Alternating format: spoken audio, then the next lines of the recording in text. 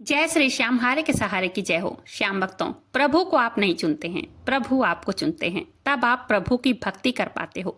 अगर यहाँ वीडियो पर आप आए हो, वीडियो देख रहे हो, तो इसमें भी प्रभु की इच्छा है, क्योंकि बिना प्रभु के मर्जी के आप उनके मंदिर दर्शन करने भी नहीं जा पाते। प्रभु अगर बुलाना चाहते हैं, आपको पता भी नहीं चलता कि वो कब आपको अपने मंदिर खींच ले गए हैं। व्यक्ति का सारा इंतजाम वो खुद करते हैं और अपने मंदिर बुला लेते हैं। श्याम भक्तों, प्रभु जिस पर कृपा कर देते हैं उसका कोई बाल भी बाका नहीं कर पाता है। प्रभु की कृपा पाने के लिए हमें सिर्फ और सिर्फ एक ही काम करना है, और वो है उन पर सच्चे मन से विश्वास। आज की जो सत्य कहानी मेरे पास आई है वो एक श्याम भक्त ने भेजी है। कैसे इनके जीवन में लाखों परेशानियां थी, एक एक अनाज के दाने के लिए तरसना पड़ता था, घर में कभी भी सुख शांति नहीं थी। लेकिन बाबा श्याम का दरबार पकड़ते ही और एक ये चमत्कारी उपाय करते ही इनके दिन बदल गए। इन्होंने खुद अपनी शॉप खोल ली है। ये कहते हैं, दीदी मैं आपकी वीडियो रोज देखता हूँ, मुझे बहुत अच्छा लगता है, मैं अपनी कहानी शेयर कर रहा हूँ। मेरे साथ भी बाबा श्याम का चमत्कार हुआ था। आज बाबा श्याम की कृपा से, एक उपाय से मेरा सारा जीवन बदल गया। श्याम भक्तों, आज की जो ये कहानी मेरे पास आई है, यह कहानी विश्वास की कहानी है। आज आप सुनने वाले हैं बाबा श्याम पर एक भक्त को कितना विश्वास है, और उसी विश्वास के कारण आज इनको सब कुछ मिल गया अपने जीवन में। श्याम भक्तों, बाबा श्याम इतने दयालु हैं, इतने कृपालु हैं, इतने ममतामय हैं कि जो भी भक्त एक बार जाकर बाबा श्याम के दरबार में माथा टेक देता है, तभी से ही बाबा श्याम की कृपा उस व्यक्ति पर बरसने लगती है। इस कहानी को सुनने के लिए वीडियो पर अंत तक बने रहें और बाबा श्याम का जयकारा एक बार जरूर से लगाइएगा। यह कहानी मुंबई के रहने वाले एक भाई की है। वो कहते हैं, दीदी बचपन से ही मुझे पढ़ने लिखने का बहुत शौक था, लेकिन घर की परिस्थिति ऐसी नहीं थी कि मैं पढ़ सकूं। घर में मेरे माता पिता, 2 भाई, 1 बहन है। मेरे पिताजी हमेशा बीमार रहते थे, क्योंकि वो हमेशा शराब पीते रहते थे। शुरू से ही, बचपन से, छोटे से ही हम देखते चले आ रहे हैं कि वो रोज शराब पीते हैं, बिना उसके रह ही नहीं पाते हैं। इसी कारण उनको तकलीफ हो गई थी, बहुत बीमार रहते थे। ये कहते हैं, दीदी छोटी सी उम्र से ही फैक्ट्री में काम करने जाने लगा। मैं कपड़ों की सिलाई का मैं काम करता था, इसी कारण मैं पढ़ नहीं पाया। मेरी माँ घर में ही माल बनाकर थोड़ा बहुत पैसे का इंतजाम कर लिया करती थी। उसकी भी आंखें कमजोर थी, लेकिन वो तब भी काम में लगी रहती थी।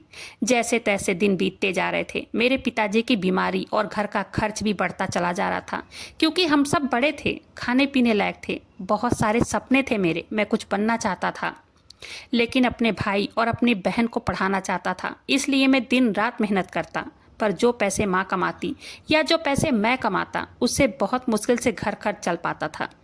उससे पापा की आधे पैसों में दवाइयाँ आ जाती थी। इस फैक्ट्री में मैं काम करता था। वो फैक्ट्री के मालिक सेठ जी बहुत दयालु थे, मुझे अपने बेटे की तरह मानते थे। जब भी कभी आते थे फैक्ट्री में, आते ही मुझसे हालचाल पूछते और कभी कभी मुझे कुछ पैसे देकर जाते, मेरी मदद कर देते, क्योंकि जिनको पता था कि हमारे दिन कैसे चल रहे हैं। कुछ दिनों से मैं बहुत परेशान था। उन्होंने मुझे परेशान देखा। उन्होंने मुझसे पूछा कि क्या हुआ बेटा, तू क्यों परेशान है? पढ़ाई की उम्र है तेरी, तू अभी काम क्यों करता है? तो कहते हैं कि मैं उनसे बताने लगा कि सेठ जी मेरे घर के हालात ऐसे ऐसे हैं। उन्होंने कहा, बेटा मुझे सब कुछ पता है। इन्होंने कहा कि सेठ जी मेरे घर में कोई और किसी तरह की आमदनी नहीं है, इसलिए मुझे काम करना पड़ता है। लेकिन इतनी मेहनत करने के बाद भी घर का खर्च बहुत मुश्किल से पूरा हो पाता है। मुझे समझ नहीं आ रहा है कि ना तो मैं पढ़ा लिखा हूँ और ना ही मैं इतना पैसा कमा पा रहा हूँ कि अपने भाई और बहन की पढ़ाई करवाऊँ। छोटा वाला भाई भी मेरा गलत रास्ते पर जाने लगा था। मेरे मालिक ने मुझे कुछ पैसे दिए और कहा, बेटा सब भगवान पर छोड़ दो, क्या होगा क्या होने वाला है ये सब तो वही तय करते हैं, हम सोच के कुछ भी नहीं कर सकते। थोड़ा सा मेरा मन भी शांत हुआ, मैं भी अपने कामों में लग गया था।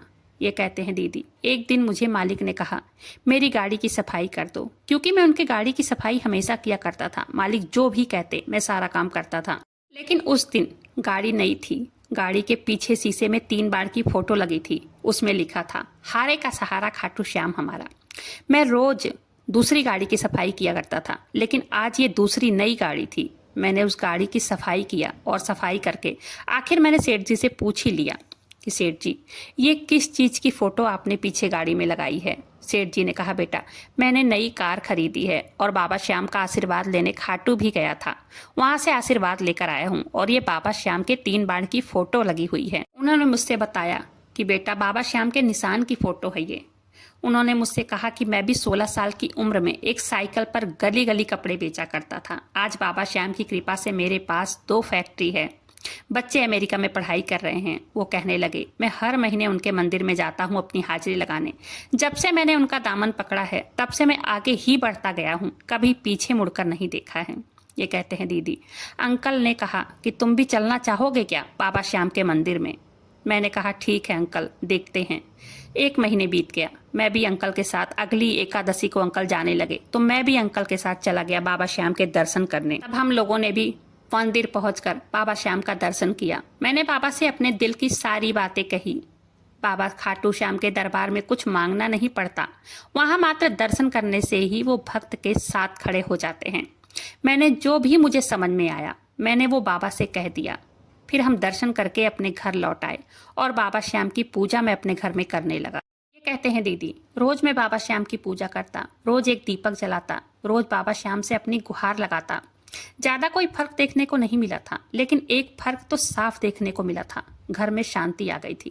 पापा की तबीयत में धीरे धीरे करके सुधार आने लगा था। घर में रोज का कलह जो होता था उसमें शांति मिलने लग गई थी।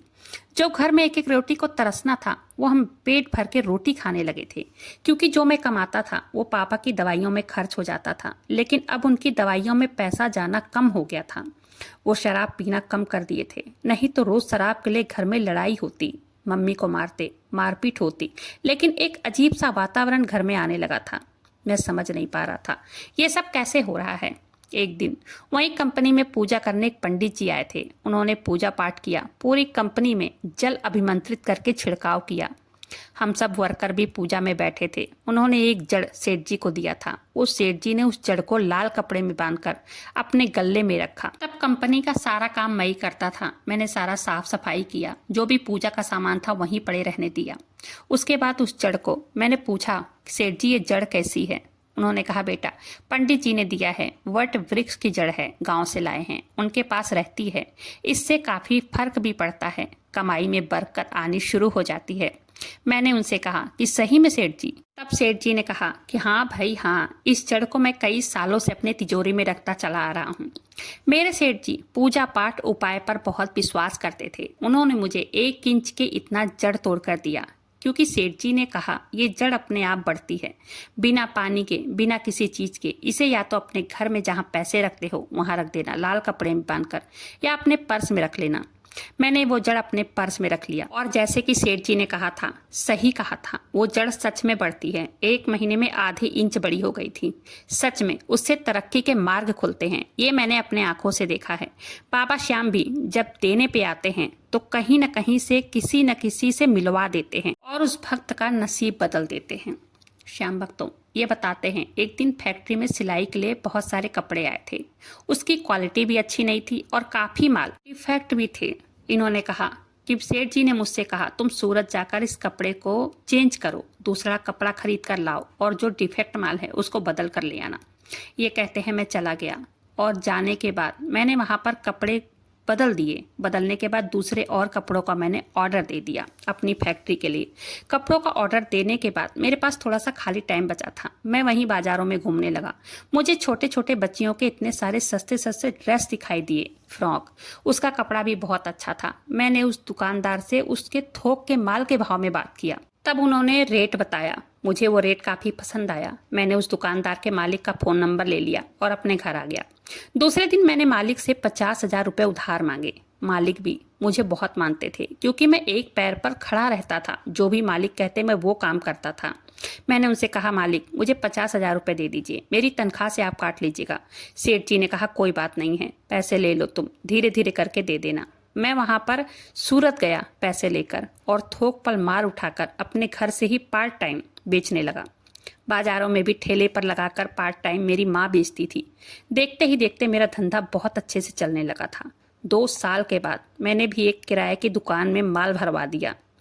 काम को मैंने धीरे धीरे करके बढ़ाना शुरू किया। अब बाबा श्याम की कृपा से मेरा काम बहुत अच्छा चल रहा है। मैंने फैक्ट्री में काम करना अब छोड़ दिया है। 7-8 साल मैंने फैक्ट्री में काम किया। अब मैं अपना काम देखता हूँ। 1 साल हो गया मुझे दुकान खोले। मैंने दुकान में माल भी बहुत भरवा दिया है। मेरी दुकान भी, मेरी शॉप मतलब बहुत अच्छी चल रही है। दीदी, आज मैं 2 साल पहले कहाँ था और आज कहाँ हूँ, मुझे यकीन नहीं होता है।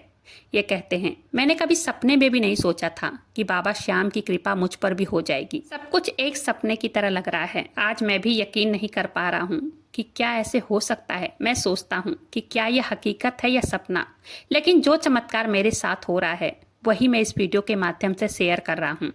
आज बाबा श्याम की कृपा से मेरे पापा भी ठीक हैं, घर में कलेश नहीं है, शांति ही शांति है।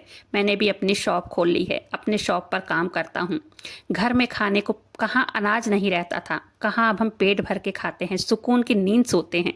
आज बाबा श्याम की कृपा से मेरे दिन बदल गए। मैं रोज बाबा श्याम की पूजा करता हूँ, हर महीने उनके दरबार में जाकर हाजिरी भी लगाता हूँ। अब मेरे भाई की भी अच्छी पढ़ाई होती है, मेरी बहन भी 10वीं कर रही है। पापा भी ठीक हैं, धीरे धीरे उठ के चलते हैं, दुकान पर आते हैं, आकर बैठे रहते हैं। मैं उन्हें कुछ नहीं कहता हूँ। श्याम भक्तों, जब मन में विश्वास, प्रेम, लगन और भक्ति हो तो जीवन में अपने आप ही प्रभु की कृपा मिलनी शुरू हो जाती है। बस अपना विश्वास प्रभु पर बनाए रखें, बाबा श्याम की कृपा को महसूस करके देखिए। मैं हमेशा यही कहती हूँ, अपने आप को पूरी तरह से बाबा श्याम के चरणों में समर्पित कर दीजिए, फिर देखना जीवन में जो होगा सब कुछ अच्छा ही होगा। मेरी एक बात को अच्छे से समझना, जीवन में जो सुख दुख आ रहे हैं ना, वो सब हमारे पिछले जन्म के कर्मों की वजह से हैं, जिसे हम प्रारब्ध कहते हैं।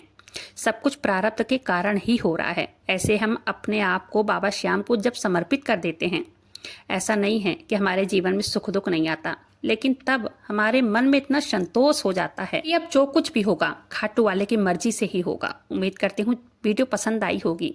ये चमत्कार की सत्य कहानी यहीं पर समाप्त होती है। वीडियो पसंद आई हो वीडियो को लाइक कीजिएगा, अपने ही चैनल मैजिक उपाय को सब्सक्राइब जरूर से कीजिएगा। बाबा श्याम नाम का जयकारा दिल से लगाइएगा। मिलते हैं फिर ऐसी किसी वीडियो के साथ, तब तक के लिए जय श्री श्याम, हारे के सहारे की जय।